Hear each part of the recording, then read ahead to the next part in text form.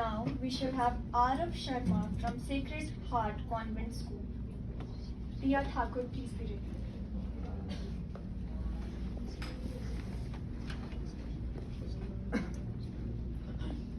Reels हमें हर बार कुछ नया दिखाती है, पर किताबें हमें खुद से मिलवाती है। रील्स हमें क्षण भर के लिए हंसाती है, पर किताबें हमें जीवन भर के लिए गढ़ जाती है। रील्स हमें सीमित सोच वाला बनाती है, पर किताबें हमें नई कल्पनाओं की उड़ान देकर सही मायने में एक अच्छा इंसान बनाती है। सही मायने में एक अच्छा इंसान बनाती है। सुप्रभात आदरणीय निर्णायकगण, सम्मान्य शिक्षकगण, आज के इस सभागार में उपस्थित प्रतिभागीगण को मेरा सादर प्रणाम।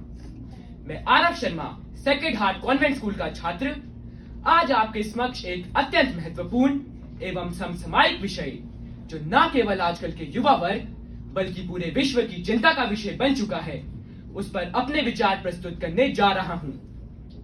रीलों की उम्र में पढ़ाई को कैसे पुनर्जीवित करे और ध्यान कम करे। यह विषय न केवल शैक्षणिक दृष्टिकोण से महत्वपूर्ण है, बल्कि मानसिक, भावनात्मक और सामाजिक विकास के लिए भी अति आवश्यक है। आजकल का युग तकनीकी युग है। Mobile phone, internet, social media जैसे मंच आजकल की पीढ़ी के जीवन का अभिन्न हिस्सा बन चुके हैं। रीलों का आकर्षण तो इतना बढ़ चुका है कि 1 साल का बच्चा भी अभी तो रील स्क्रॉल करना जानता है, जबकि अभी तो उससे ढंग से बात करनी तक नहीं आती। नवीनतम उपलब्ध आंकड़ों के अनुसार भारत में प्रति व्यक्ति औसतन प्रतिदिन 6 घंटे 38 मिनट अपना टाइम स्क्रीन पर बिताते हैं, जबकि यह वयस्कों के लिए 2 घंटे और बच्चों के लिए तो केवल 20 मिनट है। रील से मिलने वाली तुरंत संतुष्टि की आदत ने मानव को क्षणिक मनोरंजन दिया, परंतु इसकी बुरी लत ने मानव के शरीर में डोपामीन की मात्रा बढ़ाकर मानव की ध्यान केंद्रित करने की शक्ति, धैर्य रखने की क्षमता, मन की शांति और इन सबसे बढ़कर पढ़ाई और रचनात्मक गतिविधियां छीन ली है।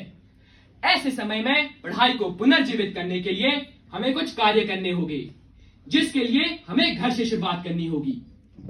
माता पिता एवं घर के अन्य सदस्यों को स्वयं भी फोन की आदत छोड़कर अपने बच्चों के लिए प्रेरणा का स्रोत बनकर पुस्तकें पढ़ने की आदत डालनी होगी। विद्यालय में पुस्तकालय का रीडिंग आवर होना अनिवार्य हो और पाठ्यक्रम के अतिरिक्त मनोरंजन, कहानियां, कविताएं, महान लोगों की जीवनी जैसी किताबें प्रदान की जानी चाहिए। छात्रों को समय समय में वाद विवाद, भाषण प्रतियोगिता, कहानी लेखन जैसी प्रतियोगिताओं में बढ़ चढ़कर भाग लेने के लिए प्रोत्साहित करना होगा। बाल रचनाकारों को मंच देना होगा। पुस्तक दिवस, कहानी सप्ताह, स्थानीय पुस्तक मेला जैसे आयोजन करवाने होंगे। छात्रों को फोन की नोटिफिकेशन बंद कर फोन को अपने से दूर रखकर पढ़ाई में जुड़ना होगा। एकाग्रता को बढ़ाने के लिए खेलकूद, प्राणायाम, योग जैसी चीजों को अपनी दिनचर्या में लाना होगा।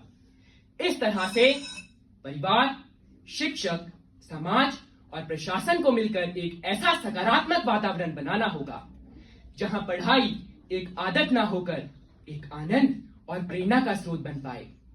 इस तरह से रीलों के इस युग में हम पढ़ाई को पुनर्जीवित करने का लक्ष्य प्राप्त कर एक बुद्धिमान, संवेदनशील और जागरूक समाज का निर्माण करने में सफल हो पाएंगे। अंत में मैं कुछ पंक्तियों के साथ अपनी वाणी को विराम देना चाहूंगा। रीलों की लहरों में बहते ना जाओ, किताबों के सुख को फिर से अपनाओ, ध्यान को साधो, मन को लगाओ, किताबों की दुनिया में थोड़ा सा वापस आकर फिर से मुस्कुराओ, थोड़ा सा वापस आकर फिर से मुस्कुराओ। धन्यवाद। जय हिमाचल, जय हिंद।